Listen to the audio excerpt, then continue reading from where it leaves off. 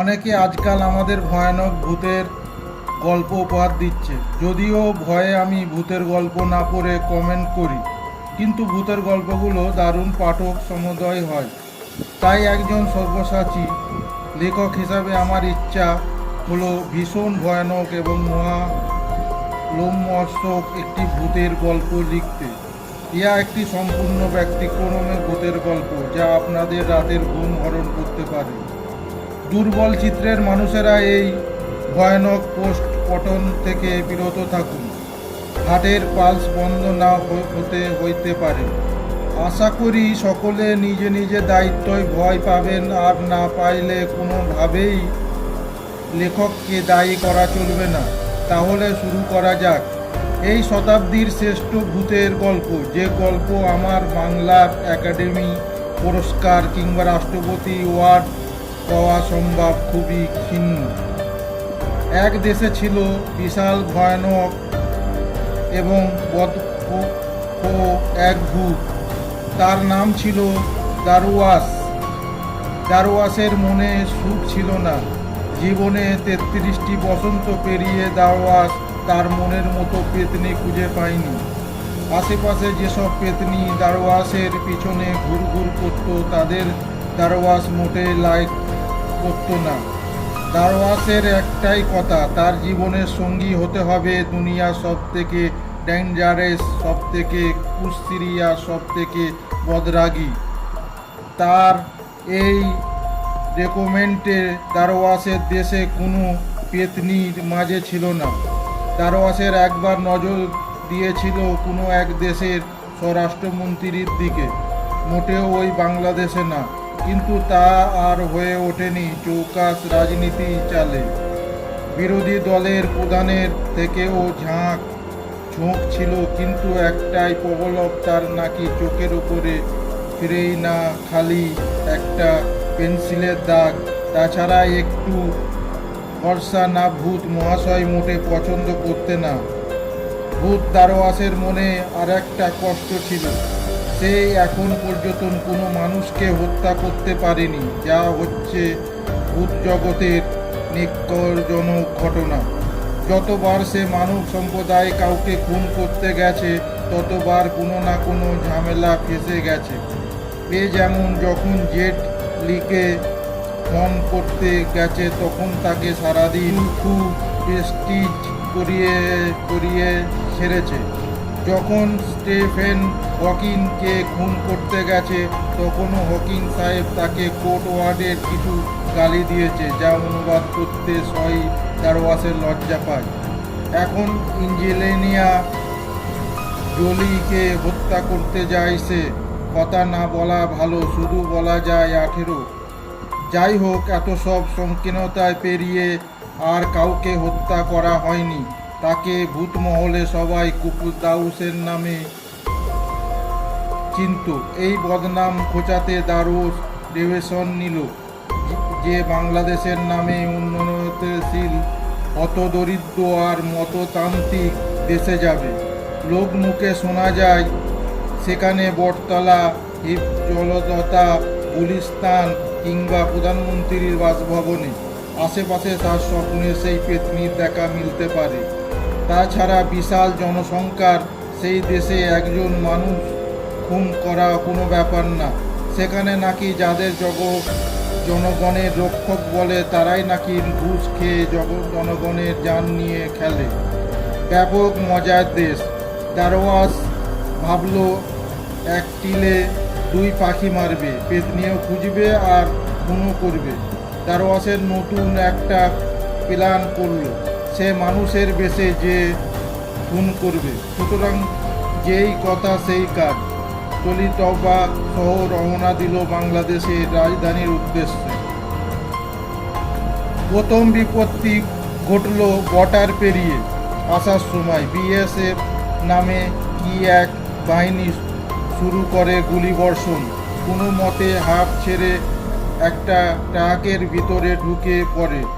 মানুষের বেশি আসার বড্ড চেষ্টা পেয়েছে, ততক্ষণে ট্রাকের ভিতরে বোতল দেখে ঠক ঠক করে গিলে ফেলে কয়েক বোতল।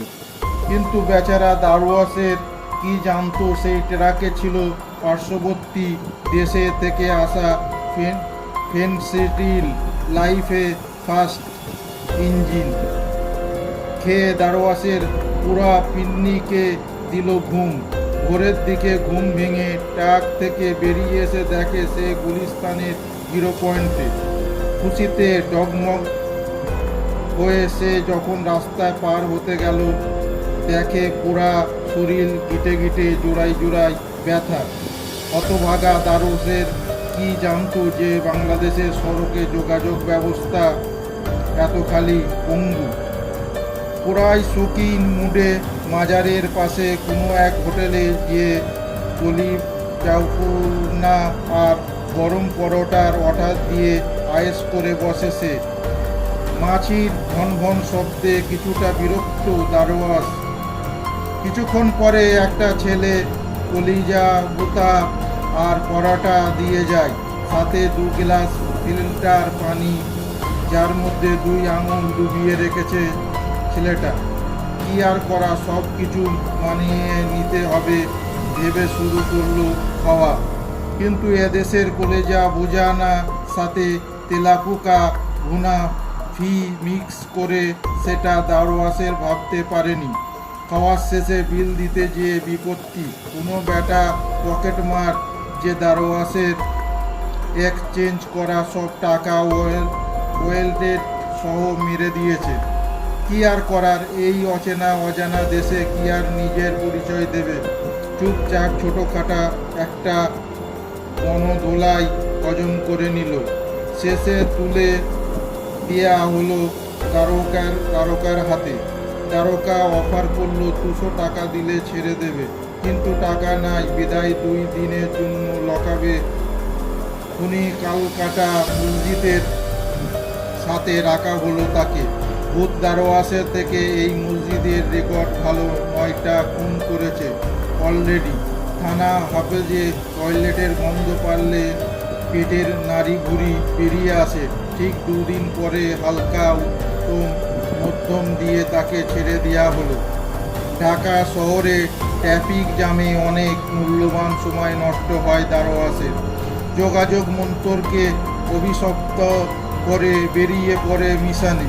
দারোয়াসে শুনেছে যুদ্ধপরাধ নিয়ে এই দেশে একটা তুলকালাম কাণ্ড চলতেছে, তাই সিদ্ধান্ত নিল একটা যুদ্ধপরাধীদের হত্যা করে হাতে খড়ি দেবে সে। এতে এই দেশের কিছুটা উপকার হবে, তারও কাজ হয়ে যাবে। একজন যুদ্ধাপরাধীকে টার্গেট করে ফেলল সে, নাম দারোয়াসের হোসেন চাগডি। যেই ভাবা সেই কাজ। গভীর রাতে পৌঁছে গেল চাগরেডি সাহেবের বাসায়। বেডরুমে ঢুকে দারোয়াসের চোখ কপালে। চাগরেডি সাহেব তার বিবি সাহেবানের সাথে সাম্ব ড্যান্স মশলাগুলো সহনী শক্তি দিয়ে ভূতটাকে সেখান থেকে বের করে আনলো। তারপর নিজে সেই রক্তমাখা ভয়ঙ্কর রূপে ফিরল। গা ছমছম অবস্থা, নিকোষ কালো অন্ধকার। একটা আলপিন পড়া শব্দও চমকে দেবে। ভয়ানক গলায় দারোয়াসের সোদাওয়ালা, চাগডি, আমি তোর জম হয়ে এসেছি। এই আমাবস্যায় তোকে খুন করে আমি আমার দুর্নাম ঘোচাবো। মুহা হায়। দারোয়াসের এই হুমকিতে চাগডি সাহেবের কোনো ভাবনান্তর হলো না, বরং উনি 3 বার মৌলানা মিজামের নাম নিয়ে ওয়াজ শুরু করে দিলেন। ওয়াজের আলোচনায় বিষয় দুনিয়াতে মানুষ আর জিন ব্যতীত অন্য কোনো জাতি নাই। ওয়াজ করতে করতে ফজরের রক্ত হয়ে গেল। দারোয়াসের যাওয়ার সময় হয়ে গেছে, কারণ ফজরের রক্তের পরে তার মানুষের রূপে আসতে হবে। সুতরাং সেদিন মিশন ফেল। পরের দিন ভেবেচিন্তে দারোয়াস ঠিক করলো রাষ্ট্রপতি হিলুর রহমানকে হত্যা করবে। বেচারা ওই দাউদ ওয়াটা কষ্টে আছে। তাছাড়া ওনার বয়স হয়েছে, তাকে হত্যা করলে এই দেশে নিয়মপণ নেতৃত্ব আসবে। সুতরাং রাতে দারোয়াসের চলে গেল রাষ্ট্রপতি ভবনের হিল্লুর রহমানকে খুন করতে। কিন্তু সেখানে যে ভূত বাবাজির পুরাই বেকুম হয়ে গেল। ভেবেছিল রাষ্ট্রপতিকে সামান্য ভয় দেখালেই হৃদয়ে বন্ধ হয়ে মারা যাবে। কিন্তু রাষ্ট্রপতি 1000 মিলিগ্রামের ঘুমের ট্যাবলেট খেয়ে অস্থির। এক ঘুম দিয়েছে, বুঝতে বাকি রইল না এদেশে রাষ্ট্রপতির নাক ডেকে ঘুমায়, আর প্রধানমন্ত্রী তার চাল্লা পেলা মন্ত্রী মহোদয়দের নিয়ে দেশ চালায়।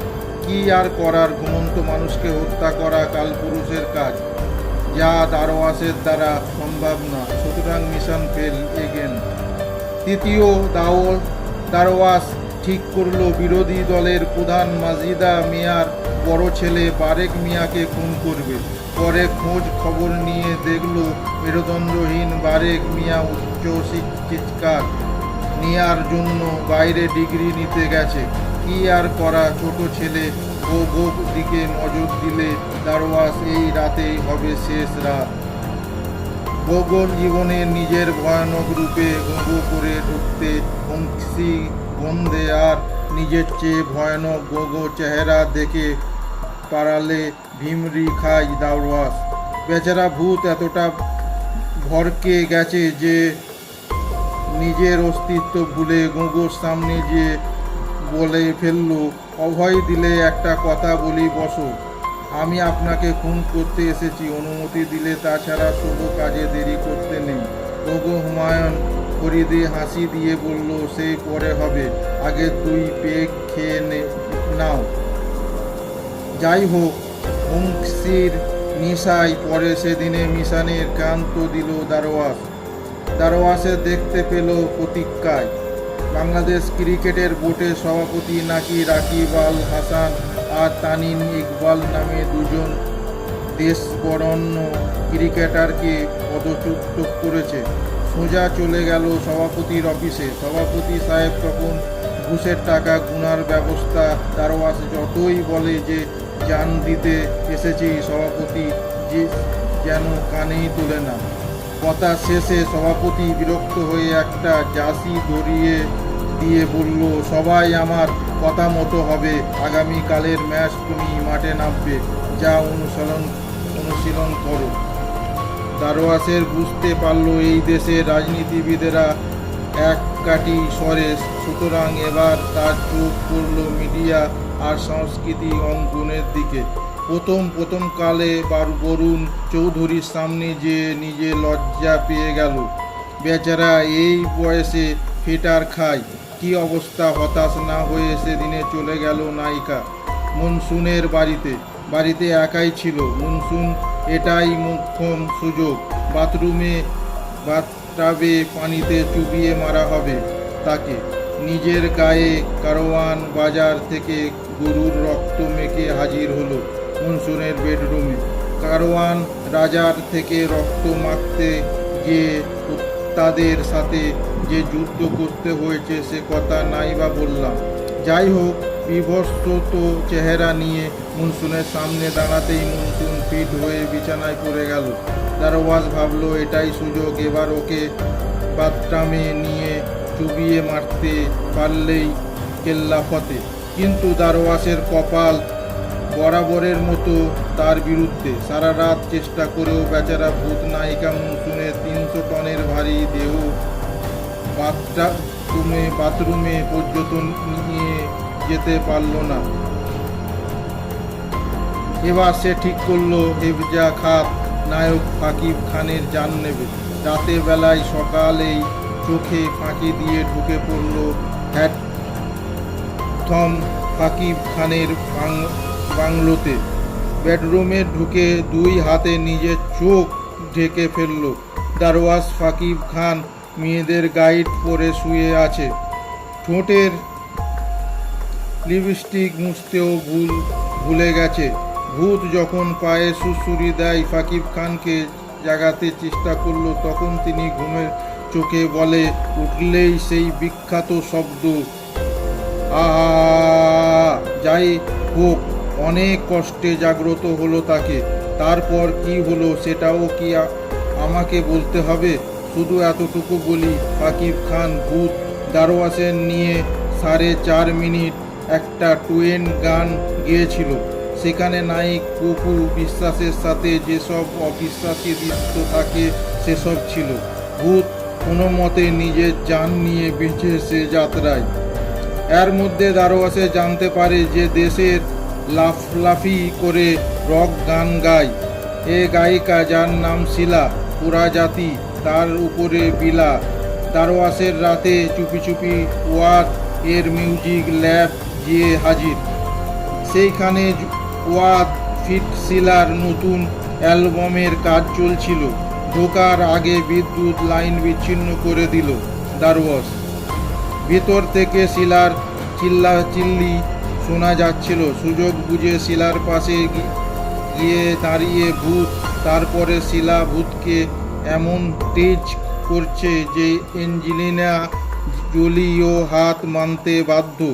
এতখানি ডোজ অ্যাঞ্জেলিনা ও দিবার পরে নায়িকা পুরানা পল্টনের কোনো এক ক্যাসেটের দোকান নাক্য নির্দয় খান নামের এক গায়িকার গান বাজাচ্ছিল। আর আশেপাশে পাবলিক ও মাছেরা তাকে অভিশপ্তন করছিল। মাছিদের অভিযোগ, নির্দয় খান কপিরাইট আঙুন ভেঙে তাদের ভন ভন গান নকল করেছে। দারোয়াস এবার হাজির নির্দয় খানের বাসায়, কিন্তু সেখানে গিয়ে পুরোই টাস্কিত দারোয়াস।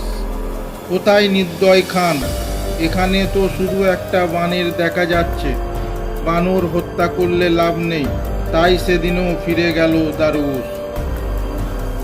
এবার লাস্টটাই, এইবার কিছু একটা কবরে দাওয়াস। এবারে টার্গেট দেশের সবথেকে বোরিং সিঙ্গার রিফা রহমান। বেডরুমে ঢুকে দারোয়াস দেখলো রিফা ভারী তার শাড়ি একটা পর একটা চেঞ্জ করতেছে আর আইফুজ আঙুল নাক ঢেকে ঘুমোচ্ছে। এবার সব থেকে ভয়ানক বেশ ধারণ করলো দারোয়াস। শিশু পার্কের সামনে থেকে একটা ছুরি কিনেছে সে। সোজা হয়ে গিয়ে ছুরি মারল আইফুজ আঙুলের গুড়িতে। ভাগ্য বিড়ানো ছুরি গেল ভেঙে। হাতল উল্টে দেখে সেখানে লেখা মেড অন চায়না। এবার ভাবলো রিফা রহমানকে সিলিং ফ্যানের সাথে শাড়িতে ঝুলিয়ে গলায় ফাঁস দিয়ে মারবে। কিন্তু দারোয়াসের কপালে কি সেই সুখ আছে? রিফা ভাবি দারোয়াসকে পেয়ে বলল, আইফুজ, আমার গান শুনে না, খালি নাক ডেকে ঘুমায়। আজকে তোমাকে পেয়েছি চাঁদু। আর পারলে কোথায়? রিফা ভাবির সবগুলো অ্যালবামের গান রিপিট শুনতে শুনতে আর শাড়ির বাহার দেখতে দেখতে এবার দারোয়াসের অজ্ঞান হয়ে পড়ে গেল। জ্ঞান ফিরতে দেখলো তাকে জেল হাফজে এনে রাখা হয়েছে। সব থেকে ভয়ানক ব্যাপার হলো, তাকে যে কয়েদিরা সাথে রাখা হয়েছে তার নাম পরিমল। পরিমল সম্পর্কে ইতিমধ্যে জেনেছে ভয়ঙ্কর সব তথ্য। আজকাল পরিমলের নজর নাকি কয়েদিদের দিকে পড়েছে। এর আগে সে কয়েদিদের পরিমলের সাথে রাখা হয়েছিল 2 দিন আগে। আহত এবং আতঙ্কিতজনক অবস্থায় তাকে ঢাকা মেডিকেলে ভর্তি করা হয়েছে। যাই হোক, পুনরায় 2 দিন পরিমল আর হাবিলদারদের অত্যাচার ভোগ করে বাংলাদেশে ত্যাগ করার সিদ্ধান্ত নিল ভূত দারোয়াস। আসার সময়ে বর্ডারে বিড়ম্বনার কথায় চিন্তা করে এমিরেটস এয়ারের টিকিট বুক করল সে। বিমানবন্দর থেকে ইমিগ্রেশনে যখন ঘুষ দাবি করা হলো, তখন দারোয়াসের আর বুঝতে বাকি রইল না যে এই দেশ গোড়া থেকেই আগা পর্যন্ত এক অদ্ভুত সিস্টেমে চলে, যা ভূতের জ্ঞানে বাইরে। আর এই দেশের প্রতিটি মানুষ ভূত থেকেও বেশি অদ্ভুত। ভয়ান্ত মন নিয়ে সে ত্যাগ করল তার সকল আশা ভরসা আর বাংলাদেশে।